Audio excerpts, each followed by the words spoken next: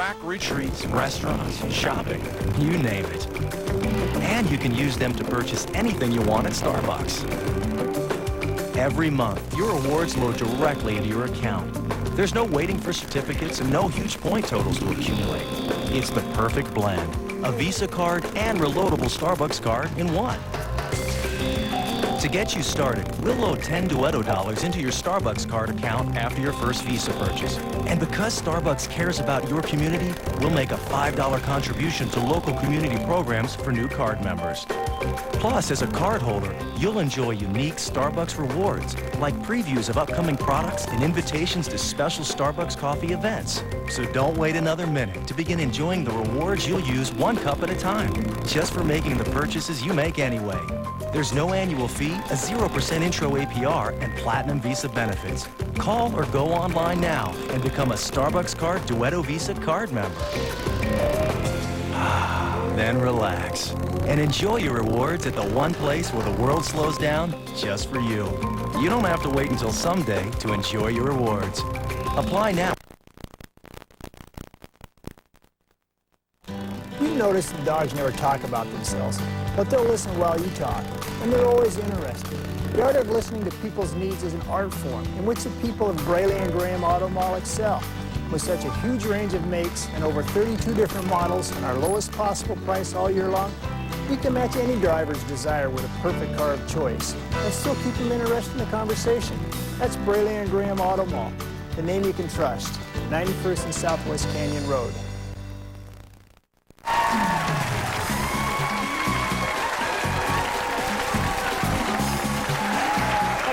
For us today, hope you had a good time seeing our young ladies in their prom dresses, learning about guilt-free desserts and your real age. My friend here trying to recapture some of her lost youth. I'm eating chocolate and I'm doing sit-ups. That's it. You're going to 10, 20 years in the next half hour I or feel so. like a little baby. Thanks for watching. I'll take care. See you next time.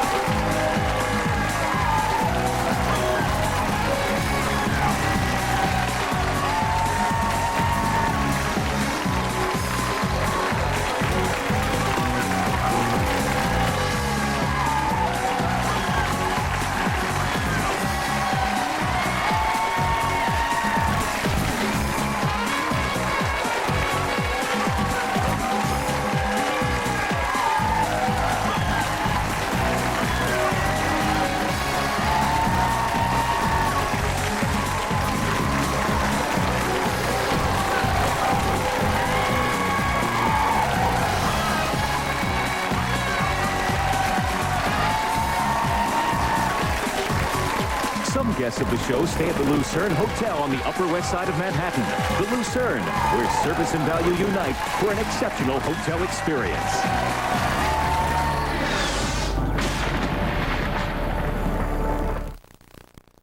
I thought winning the Miss America title would be my greatest achievement, but that was before I became a mom.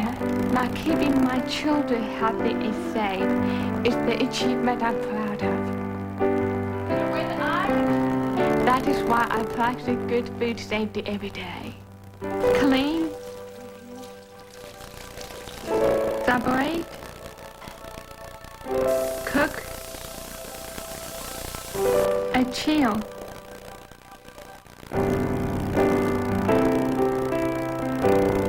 Now that's an achievement we can all be proud of. Good. Thank you. We gotta keep this as a reminder. Clean, separate, cook, and chill. To learn more, visit the USDA website or give them a call. Watch Jeff Gianola and Julie Emery weeknights on KOIN 6 News at 5 and 6. Our U.S. and foreign authorities charged with preventing the kind of terrorist attacks that could devastate a government are concerned that despite their efforts, the enemy seems more elusive than ever. One reason could be that al-Qaeda is now less an organization than an inspiration for terrorism. CBS's Richard Roth explains. Even with a quickened pace of police raids and the roundup of more suspects, security officials in Europe worry their war on terror is getting tougher. The shape of the new shape of the threat is absolutely different. Islamic militants are no longer counting on Al-Qaeda for leadership, and Jean-Louis Bruguière, France's top anti-terror investigator, says their independence is a new threat. Bruguière had a key role foiling the Millennium Bomb plot in America, and his warnings carry weight. They have a lot of cells. We don't know what could be the connection between one cell and the others. It's absolutely impossible to have a very good overview. He says the organization is new, smaller groups, more aggressive and homegrown, immigrants devoted to jihad. And they're learning to get around tighter surveillance, adapting to the post-9/11 architecture of security, say intelligence sources. That includes abandoning cell phones that can be tracked in favor of anonymous public phones that can be used once and then abandoned. Or even exchanging messages through so-called dead drops, pickup points so ordinary they're likely to go unnoticed. Spycraft older than the Cold War. But intelligence sources say they're finding ultra-modern dangers. One European anti-terror raid turned up a sophisticated bomb trigger hidden in a washing machine. Designed to work with encrypted computer signals, it could be switched on with the right keystrokes from anywhere in the world. And Judge Bruguière worries some terror cells now are following a political timetable. British targets were hit in Istanbul last November, just as President Bush met Tony Blair in London. Madrid was bombed on the eve of elections in Spain. On both sides of the Atlantic this year, the calendar is ripe with risk. Richard Roth, CBS News, London. This new Al-Qaeda, if that is indeed what it is, appears to have very deep pockets. This morning, we're going to look at some of the projects it's financed recently and where the money is coming from. CBS News analyst and Al-Qaeda expert Jerry Van Dyke is back with us this morning. Good morning, Jerry. Good morning, Melissa. Let's define, again, what Al-Qaeda is. When you see the video of the training camp, I think as Americans that may be what we think of, and Osama bin Laden at the head of it. That's no longer Al-Qaeda, though, right? Well, Al-Qaeda means the base, and it is a little bit like a wheel. You have a hub of a wheel, and out of which come spokes going out. Al-Qaeda started in 1989. Now it's 2001. Many years have passed. Al-Qaeda still exists. 35,000 men went through the training camps. Many of those are dispersed throughout the world. However, what we are seeing is the second generation. New people are coming up who are inspired by what has occurred in 9/11, what has occurred in Bali, what is occurring now throughout Iraq, day after day after day on television, and there is an inspiration that it comes from bin Laden himself and these young people who are anxious to do something. There's really no hope for them, are coming from around the world. They see what they get, and there's money available, and they are becoming the next generation, these new cells that they just talked about on there. So it doesn't really matter if bin Laden is alive or dead. Bin Laden is an oracle. No one knows where he is.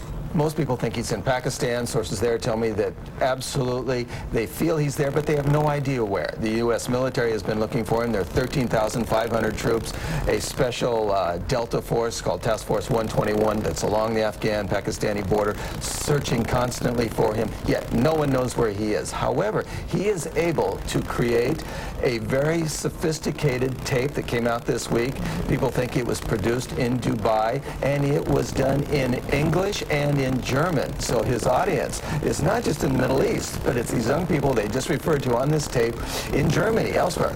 People who go to college, and now they have technical ability, and they're out there. How is he able to do this in a cave somewhere? I mean, how is he able to access this kind of technology? Well, one thing they say is that he's shown by this tape that he has the ability, by the sophistication of the tape, which people say was produced in Dubai, meaning somehow he produced this tape, he made this tape, whether it was in a cave or in a compound in Karachi or perhaps someplace in Yemen, we don't know where, and it was transported perhaps by air, perhaps by one hand to another hand to another hand to Dubai, where it was manufactured. It went on Al Jazeera, it went on Al Arabiya, and therefore it went throughout the world. Millions and millions of people saw it. It's amazing. The bombing in Riyadh, a group is claiming responsibility that we really have never heard of. Al-Haraman, I believe is the name of the group. And Saudi Arabian officials, though, thought they were saying Al-Qaeda. So Are they wrong? Is al-Harriman part of al-Qaeda? Is that another example of how these groups have splintered off?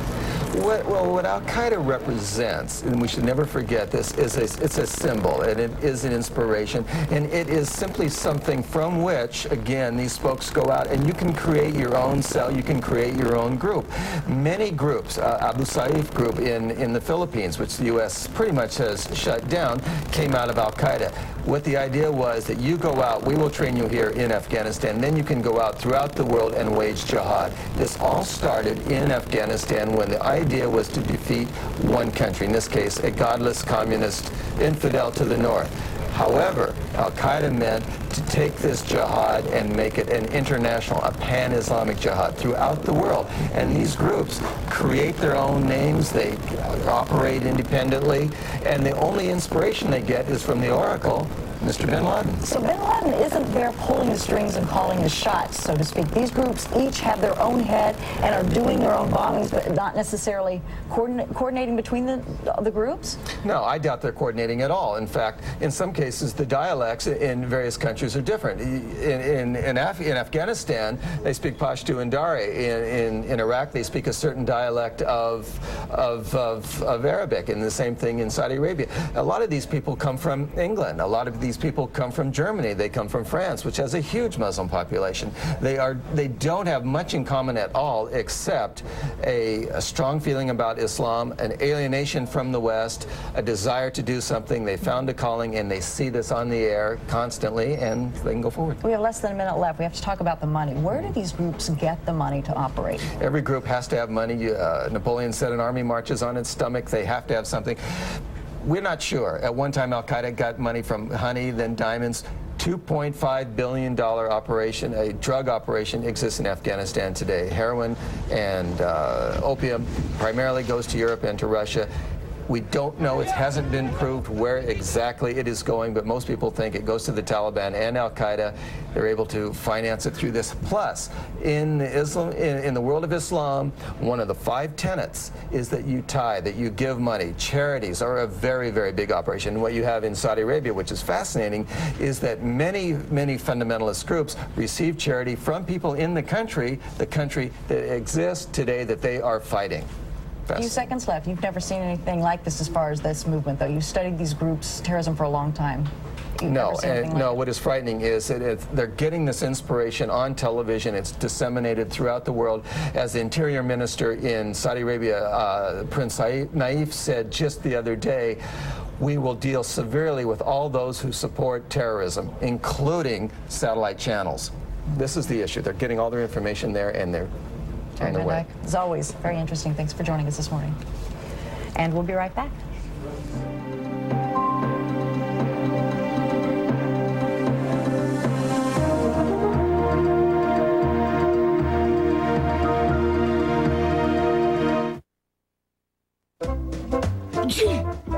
Gesundheit. We're sorry you've got allergies. Maybe we can help. Medical studies prove Benadryl is more effective than the leading prescription allergy medicine. Histamine-blocking Benadryl is more effective at relieving allergy symptoms like runny nose, sneezing, itchy nose, and watery eyes. When allergies bloom, Benadryl's more effective than the leading prescription allergy medicine.